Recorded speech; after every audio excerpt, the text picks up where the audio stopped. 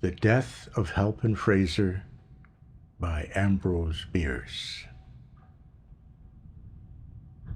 For by death is wrought greater change than hath been shown, whereas in general the spirit that removed cometh back upon occasion, and is sometimes seen of those in flesh, appearing in the form of the body it bore, yet it hath happened that the veritable body without the spirit hath walked.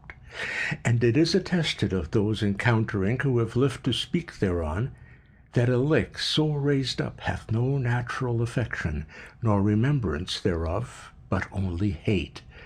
Also it is known that some spirits which in life were benign, become by death evil altogether.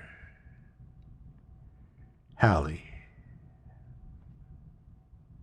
1. One dark night in midsummer, a man waking from a dreamless sleep in a forest lifted his head from the earth, and staring a few moments into the blackness said, "Catherine Larue." He said nothing more. No reason was known to him why he should have said so much. The man was Halpin Frayser. He lived in St. Helena, but where he lives now is uncertain, for he is dead. One who practices sleeping in the woods with nothing under him but the dry leaves and the damp earth, and nothing over him but the branches from which the leaves have fallen and the sky from which the earth has fallen, cannot hope for greater longevity, and Frayser had already attained the age of 32. There are persons in this world, millions of persons, and far and away the best persons, who regard that as a very advanced age. They are the children. To those who view the voyage of life from the port of departure, the bark that has accomplished any considerable distance appears already in close approach to the farther shore.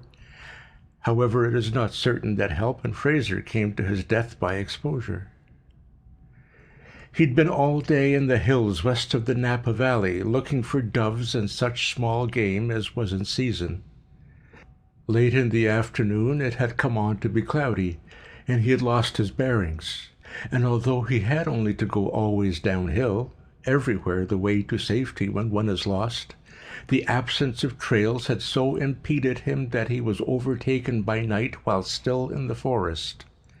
Unable in the darkness to penetrate the thickets of manzanita and other undergrowth, utterly bewildered and overcome with fatigue, he had lain down near the root of a large madroño and fallen into a dreamless sleep. It was hours later, in the very middle of the night, that one of God's mysterious messengers, gliding ahead of the incalculable host of his companions sweeping westward with the dawn line, pronounced the awakening word in the ear of the sleeper, who sat upright and spoke he knew not why, a name he knew not whose. Halpin Frayser was not much of a philosopher nor a scientist. The circumstance that, waking from a deep sleep at night in the midst of a forest, he had spoken aloud a name that he had not in memory and hardly had in mind, did not arouse an enlightened curiosity to investigate the phenomenon. He thought it odd, and with a little perfunctory shiver, as if in deference to a seasonal presumption that the night was chill, he lay down again and went to sleep. But his sleep was no longer dreamless. He thought he was walking along a dusty road that showed white in the gathering darkness of a summer night. Whence and whither it led and why he travelled it he did not know, though all seemed simple and natural, as is the way in dreams. For in the land beyond the bed surprises cease from troubling, and the judgment is at rest. Soon he came to a parting of the ways. Leading from the highway was a road less travelled, having the appearance, indeed, of having been long abandoned because, he thought, it led to something evil. Yet he turned into it without hesitation, impelled by some imperious necessity. As he pressed forward, he became conscious that his way was haunted by invisible existences whom he could not definitely figure to his mind. From among the trees on either side he caught broken and incoherent whispers in a strange tongue, which yet he partly understood. They seemed to him fragmentary utterances of a monstrous conspiracy against his body and soul. It was now long after nightfall, yet the interminable forest through which he journeyed was lit with a wan glimmer, having no point of diffusion, for in its mysterious illumination nothing cast a shadow. A shallow pool in the guttered depression of an old wheel rut, as from a recent rain, met his eye with a crimson gleam. He stooped and plunged his hand into it. It stained his fingers. It was blood. Blood, he then observed, was about him everywhere. The weeds growing rankly by the roadside showed it in blots and splashes on their big, broad leaves. Patches of dry dust between the wheelways were pitted and spattered as with a red rain.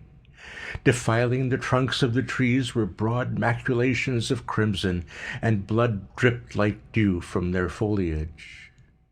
All this he observed with the terror which seemed not incompatible with the fulfillment of a natural expectation. It seemed to him that it was all an expiation of some crime which, though conscious of his guilt, he could not rightly remember. To the menaces and mysteries of his surroundings the consciousness was an added horror. Vainly he sought, by tracing life backward in memory, to reproduce the moment of his sin. Scenes and incidents came crowding tumultuously into his mind, one picture effacing another, or commingling with it in confusion and obscurity, but nowhere could he catch a glimpse of what he sought. The failure augmented his terror. He felt as one who has murdered in the dark, not knowing whom, nor why. So frightful was the situation. The mysterious light burned with so silent and awful a menace. The noxious plants, the trees that by common consent are invested with a melancholy or baleful character, so openly in his sight conspired against his peace. From overhead and all about came so audible and startling whispers, and the sighs of creatures so obviously not of earth, that he could endure it no longer, and with a great effort to break some malign spell that bound his faculties to silence and inaction, he shouted with the full strength of his lungs, his voice broken, it seemed, into an infinite multitude of unfamiliar sounds, went babbling and stammering away into the distant reaches of the forest, died into silence, and all was as before. But he had made a beginning at resistance and was encouraged. He said, "I will not submit unheard. There may be powers that are not malignant traveling this accursed road. I shall leave them a record and an appeal. I shall relate my wrongs, the persecutions that I endure. I, a helpless mortal, a penitent and unoffending poet." Halpin Frayser was a poet only as he was a penitent in his dream. Taking from his clothing a small red leather pocket-book, one half of which was leaved for memoranda, he discovered that he was without a pencil. He broke a twig from a bush, dipped it into a pool of blood, and wrote rapidly. He had hardly touched the paper with the point of his twig when a low, wild peal of laughter broke out at a measureless distance away, and growing ever louder seemed approaching ever nearer. A soulless, heartless, and unjoyous laugh like that of the loon, solitary by the lakeside at midnight. A laugh which culminated in an unearthly shout close at hand, then died away by slow gradations, as if the accursed being that uttered it had withdrawn over the verge of the world whence it had come. But the man felt that this was not so, that it was nearby, and had not moved. A strange sensation began slowly to take possession of his body and his mind. He could not have said which, if any of his senses was affected. He felt it rather as a consciousness, a mysterious mental assurance of some overpowering presence, some supernatural malevolence different in kind from the invisible existences that swarmed about him, and superior to them in power. He knew that it had uttered that hideous laugh, and now it seemed to be approaching him. From what direction he did not know, dared not conjecture. All his former fears were forgotten or merged in the gigantic terror that now held him in thrall. Apart from that, he had but one thought: to complete his written appeal to the benign powers who, traversing the haunted wood, might some time rescue him if he should be denied the blessing of annihilation. He wrote with terrible rapidity, the twig in his fingers rilling blood without renewal. But in the middle of a sentence his hands denied their service to his will, his arms fell to his sides, the book to the earth, and powerless to move or cry out, he found himself staring into the sharply drawn face and blank dead eyes of his own mother, standing white and silent in the garments of the grave. 2.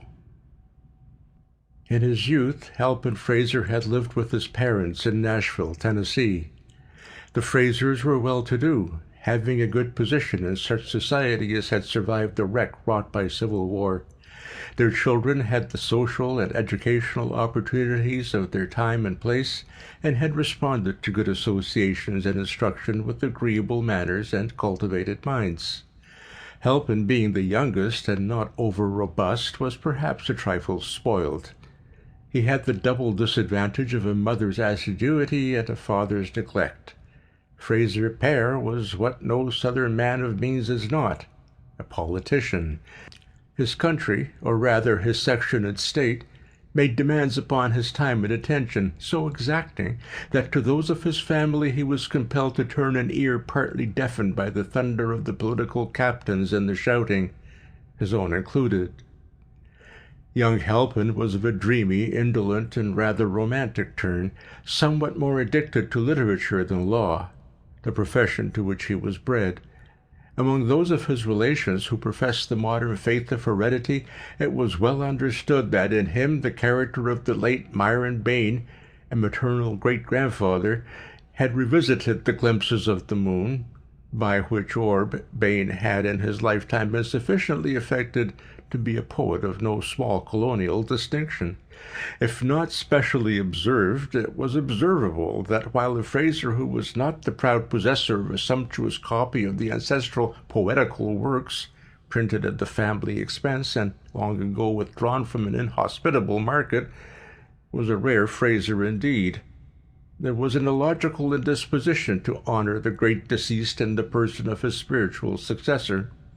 Halpin was pretty generally deprecated as an intellectual black sheep who was likely at any moment to disgrace the flock by bleating in meter. The Tennessee Fraysers were a practical folk, not practical in the popular sense of devotion to sordid pursuits, but having a robust contempt for any qualities unfitting a man for the wholesome vocation of politics. In justice to young Halpin, it should be said that while in him were pretty faithfully reproduced most of the mental and moral characteristics ascribed by history and family tradition to the famous colonial bard, his succession to the gift and faculty divine was purely inferential. Not only had he never been known to court the muse, but in truth he could not have written correctly a line of verse to save himself from the killer of the wise. Still, there was no knowing when the dormant faculty might wake and smite the lyre. In the meantime, the young man was rather a loose fish, anyhow. Between him and his mother was the most perfect sympathy, for secretly the lady was herself a devout disciple of the late and great Myron Bayne, though with the tact so generally and justly admired in her sex, despite the hardy calumniators who insist that it is essentially the same thing as cunning.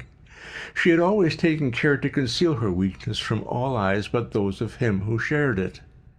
Their common guilt in respect of that was an added tie between them. If in Halpin's youth his mother had spoiled him, he had assuredly done his part toward being spoiled. As he grew to such manhood as is attainable by a Southerner who does not care which way elections go, the attachment between him and his beautiful mother, whom from early childhood he had called Katie, became yearly stronger and more tender. In these two romantic natures was manifest in a signal way that neglected phenomenon, the dominance of the sexual element in all the relations of life, strengthening, softening, and beautifying even those of consanguinity. The two were nearly inseparable, and by strangers observing their manner, were not infrequently mistaken for lovers. Entering his mother's boudoir one day, Halpin Frayser kissed her upon the forehead, toyed for a moment with a lock of her dark hair which had escaped from its confining pins, and said with an obvious effort at calmness, "Would you greatly mind, Katie, if I were called away to California for a few weeks?" It was hardly needful for Katie to answer with her lips a question to which her telltale cheeks had made instant reply. Evidently she would greatly mind, and the tears, too, sprang into her large brown eyes as a corroborative testimony. "Ah, my son," she said, looking up into his face with infinite tenderness, "I should have known that this was coming. Did I not lie awake a half the night, weeping because during the other half Grandfather Bayne had come to me in a dream, and standing by his portrait, young too, and handsome at that, pointed to yours on the same wall, and when I looked it seemed that I could not see the features. You'd been painted with a face-cloth, such as we put upon the dead.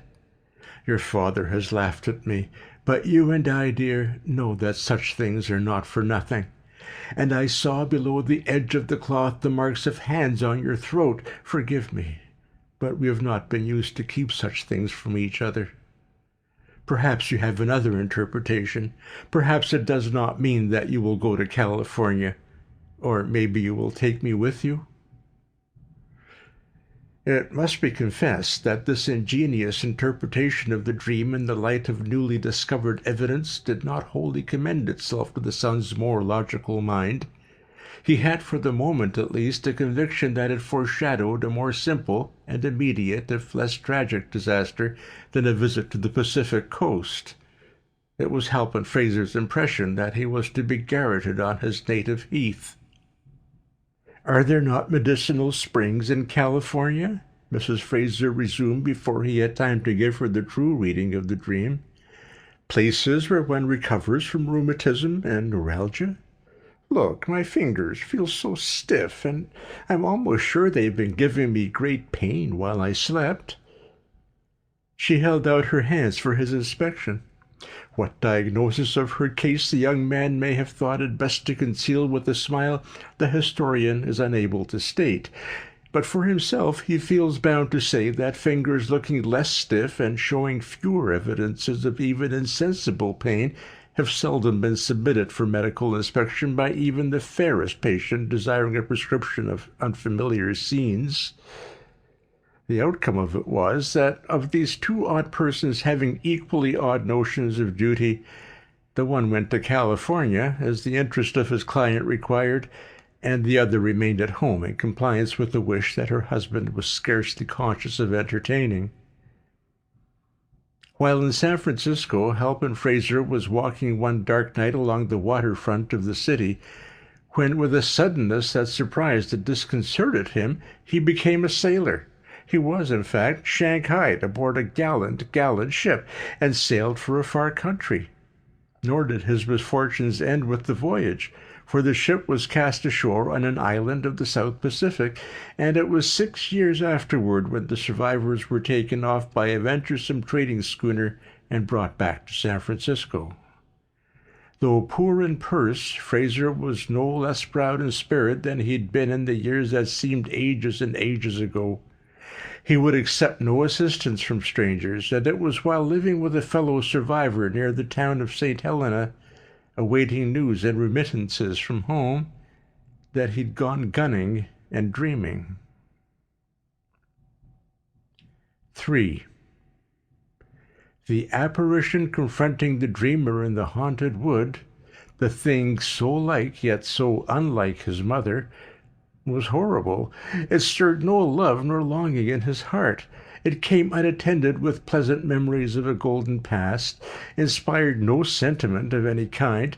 All the finer emotions were swallowed up in fear. He tried to turn and run from before it, but his legs were as lead. He was unable to lift his feet from the ground. His arms hung helpless at his sides.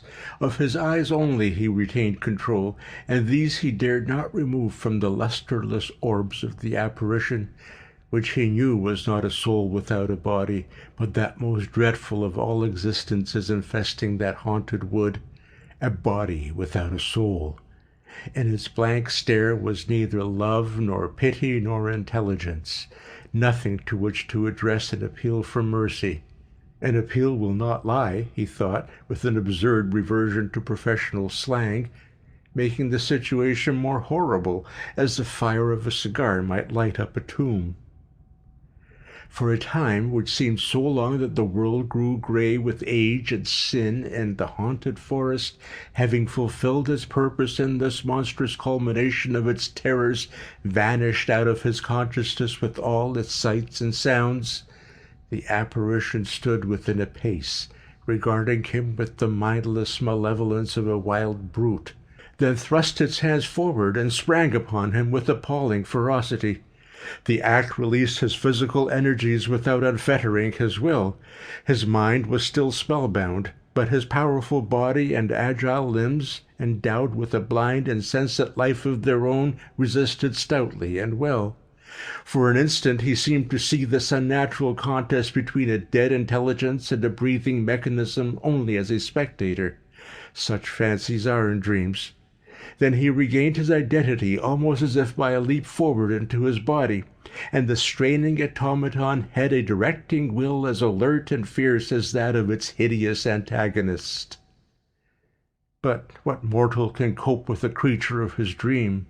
The imagination creating the enemy is already vanquished. The combat's result is the combat's cause. Despite his struggles, despite his strength and activity, which seemed wasted in a void, he felt the cold fingers close upon his throat.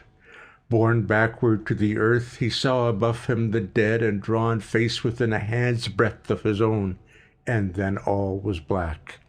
A sound as of the beating of distant drums, a murmur of swarming voices, a sharp far cry signing all to silence, and Halpin Frayser dreamed that he was dead. 4. A warm, clear night had been followed by a morning of drenching fog. At about the middle of the afternoon of the preceding day, a little whiff of light vapor, a mere thickening of the atmosphere, the ghost of a cloud, had been observed clinging to the western side of Mount St. Helena, away up along the barren altitudes near the summit. It was so thin, so diaphanous, so like a fancy made visible, that one would have said, "Look quickly, in a moment it will be gone." In a moment it was visibly larger and denser. While with one edge it clung to the mountain, with the other it reached farther and farther out into the air above the lower slopes. At the same time it extended itself to north and south, joining small patches of mist that appeared to come out of the mountainside on exactly the same level, with an intelligent design to be absorbed. And so it grew and grew until the summit was shut out of view from the valley, and over the valley itself was an ever-extending canopy, opaque and grey. At Calistoga, which lies near the head of the valley and the foot of the mountain, there were a starless night and a sunless morning. The fog, sinking into the valley, had reached southward, swallowing up ranch after ranch, until it had blotted out the town of St. Helena 9 miles away. The dust in the road was laid, trees were adrip with moisture, birds sat silent in their coverts. The morning light was wan and ghastly, with neither color nor fire. 2 men left the town of St. Helena at the first glimmer of dawn, and walked along the road northward up the valley toward Calistoga. They carried guns on their shoulders, yet no one having knowledge of such matters could have mistaken them for hunters of bird or beast. They were a deputy sheriff from Napa and a detective from San Francisco, Holker and Jarrelson respectively. Their business was man-hunting. "How far is it?" inquired Holker as they strode along, their feet stirring white the dust beneath the damp surface of the road. "The White Church? Only half a mile farther," the other answered. "By the way," he added, "it is neither white nor a church. It's an abandoned schoolhouse, gray with age and neglect. Religious services were once held in it, when it was white, and there's a graveyard that would delight a poet. Can you guess why I sent for you and told you to come healed?" "Oh, I never have bothered you about things of that kind. I've always found you communicative when the time came. But if I may hazard a guess, you want me to help you arrest one of the corpses in the graveyard." "You remember Branscombe," said Jaralson, treating his companion's wit with the inattention that it deserved. "The chap who cut his wife's throat? I ought. I wasted a week's work on him and had my expenses for my trouble. There's a reward of $500, but none of us ever got a sight of him." "You don't mean to say—" "Yes, I do. He's been under the noses of you fellas all the time. He comes by night to the old graveyard at the White Church." "The devil! That's where they buried his wife." "Well, you fellas might have had sense enough to suspect that he'd return to her grave sometime. The very last place that anyone would have expected him to return to. But you had exhausted all the other places. Learning your failure at them, I laid for him there." "And you found him?" "Damn it, he found me. The rascal got the drop on me, regularly held me up and made me travel. It's God's mercy that he didn't go through me. Oh, he's a good one. And I fancy that half of that reward is enough for me if you're needy." Holker laughed good-humoredly and explained that his creditors were never more importunate. "I wanted merely to show you the ground and arrange a plan with you," the detective explained. "I thought it as well for us to be healed, even in daylight." "The man must be insane," said the deputy sheriff. "The reward is for his capture and conviction. If he's mad, he won't be convicted." Mr. Holker was so profoundly affected by that possible failure of justice that he involuntarily stopped in the middle of the road, then resumed his walk with abated zeal. "Well, he looks it," assented Jaralson. "I'm bound to admit that a more unshaven, unshorn, unkempt, and uneverything wretch I never saw outside the ancient and honorable order of tramps. But I've gone in for him and can't make up my mind to let go. There's glory in it for us, anyhow. Not another soul knows that he's this side of the mountains of the moon." "All right," Holker said. "We will go and view the ground." And he added, in the words of a once favorite inscription for tombstones, "Where you must shortly lie. I mean, if old Branscombe ever gets tired of you and your impertinent intrusion. By the way, I heard the other day that Branscombe was not his real name." "What is?" "I can't recall it. I had lost all interest in the wretch, and it didn't fix itself in my memory. Something like Pardee. The woman whose throat he'd had the bad taste to cut was a widow when he met her. She'd come to California to look up some relatives. There's persons who will do that sometimes. But you know all that." "Naturally." "But not knowing the right name, by what happy inspiration did you find the right grave? The man who told me what the name was said it had been cut on the headboard." "I don't know the right grave." Jaralson was apparently a trifle reluctant to admit his ignorance of so important a point of his plan. "I've been watching about the place generally. A part of our work this morning will be to identify that grave. Here's the White Church." For a long distance the road had been bordered by fields on both sides, but now on the left there was a forest of oaks, madroños, and gigantic spruces whose lower parts only could be seen, dim and ghostly in the fog. The undergrowth was in places thick, but nowhere impenetrable. For some moments Holker saw nothing of the building, but as they turned into the woods it revealed itself in faint gray outline through the fog, looking huge and far away. A few steps more, and it was within an arm's length, distinct, dark with moisture, and insignificant in size. It had the usual country schoolhouse form, belonged to the packing-box order of architecture, had an underpinning of stones, a moss-grown roof, and blank window spaces whence both glass and sash had long departed. It was ruined, but not a ruin, a typical Californian substitute for what are known to guide-bookers abroad as monuments of the past. With scarcely a glance at this uninteresting structure, Jaralson moved on into the dripping undergrowth beyond. "I'll show you where he held me up," he said. "This is the graveyard." Here and there among the bushes were small enclosures containing graves, sometimes no more than one.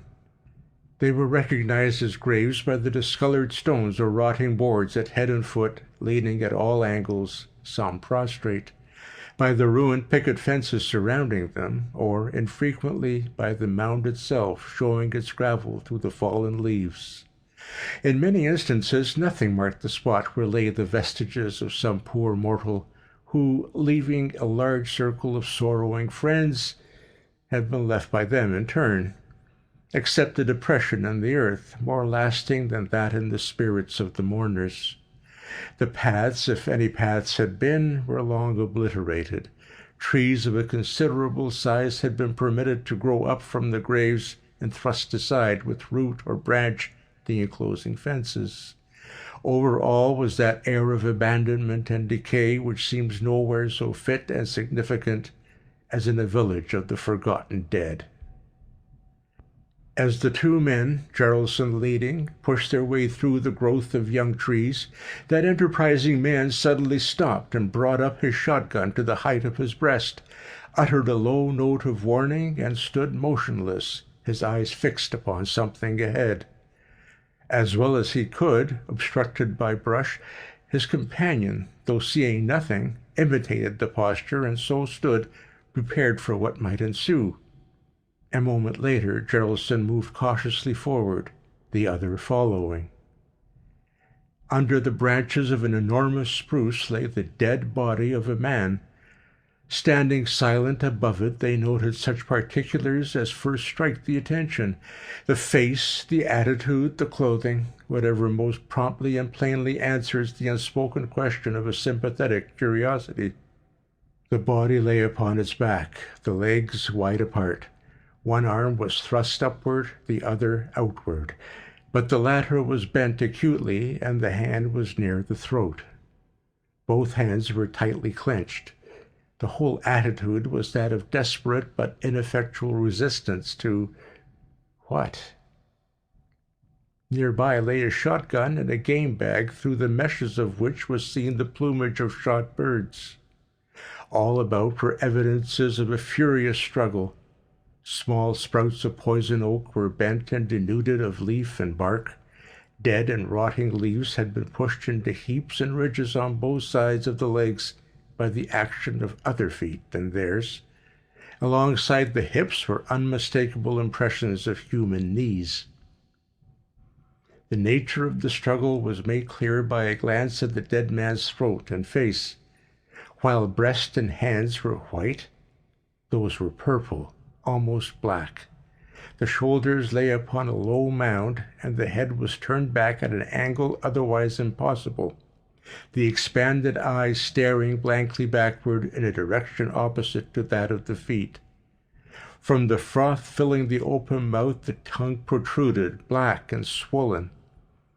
The throat showed horrible contusions, not mere finger marks, but bruises and lacerations wrought by two strong hands that must have buried themselves in the yielding flesh, maintaining their terrible grasp until long after death. Breast, throat, face were wet. The clothing was saturated. Drops of water, condensed from the fog, studded the hair and mustache. All this the two men observed without speaking, almost at a glance. Then Holker said, "Poor devil, he had a rough deal." Jaralson was making a vigilant circumspection of the forest, his shotgun held in both hands and at full cock, his finger upon the trigger. "It's work of a maniac," he said, without withdrawing his eyes from the enclosing wood. "It was done by Branscombe, pardee." Something half hidden by the disturbed leaves on the earth caught Holker's attention. It was a red leather pocketbook. He picked it up and opened it. It contained leaves of white paper for memoranda, and upon the first leaf was the name Halpin Frayser. Written in red on several succeeding leaves, scrawled as if in haste and barely legible, were the following lines which Holker read aloud, while his companion continued scanning the dim gray confines of their narrow world and hearing matter of apprehension in the drip of water from every burdened branch.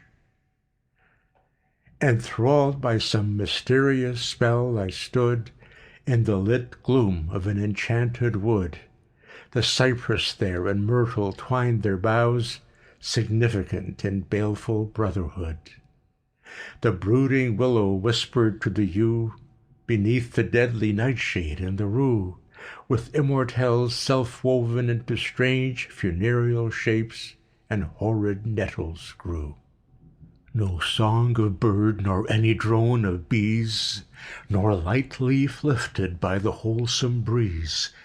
The air was stagnant, all in silence was a living thing that breathed among the trees. Conspiring spirits whispered in the gloom, half heard the stilly secrets of the tomb. With blood the trees were all adrip, the leaves shone in the witchlight with a ruddy bloom. I cried aloud, the spell, unbroken still, rested upon my spirit and my will. Unsouled, unhearted, hopeless and forlorn, I strove with monstrous presages of ill. At last the viewless— Holker ceased reading. There was nothing more to read. The manuscript broke off in the middle of a line. "That sounds like Bain," said Jaralson, who was something of a scholar in his way. He had abated his vigilance and stood looking down at the body. "Who's Bain?" Holker asked rather incuriously. "Myron Bain, a chap who flourished in the early years of the nation, more than a century ago. Wrote mighty dismal stuff. I have his collected works. That poem is not among them, but it must have been omitted by mistake." "It's cold," said Holker. "Let's leave here. We must have up the coroner from Napa." Jaralson said nothing, but made a movement in compliance. Passing the end of the slight elevation of earth upon which the dead man's head and shoulders lay, his foot struck some hard substance under the rotting forest leaves, and he took the trouble to kick it into view. It was a fallen headboard, and painted on it were the hardly decipherable words, "Catherine Larue." "Larue, Larue!" exclaimed Holker with sudden animation. "Why, that is the real name of Branscombe, not Pardee. And bless my soul, how it all comes to me. The murdered woman's name had been Frayser." "There's some rascally mystery here," said Detective Jaralson. "I hate anything of that kind." There came to them out of the fog, seemingly from a great distance, the sound of a laugh, a low, deliberate, soulless laugh which had no more of joy than that of a hyena night-prowling in the desert, a laugh that rose by slow gradation, louder and louder, clearer, more distinct and terrible, until it seemed barely outside the narrow circle of their vision, a laugh so unnatural, so unhuman, so devilish, that it filled those hardy manhunters with a sense of dread unspeakable. They did not move their weapons nor think of them. The menace of that horrible sound was not of the kind to be met with arms. As it had grown out of silence, so now it died away. From a culminating shout which had seemed almost in their ears, it drew itself away into the distance, until its failing notes, joyless and mechanical to the last, sank to silence at a measureless remove.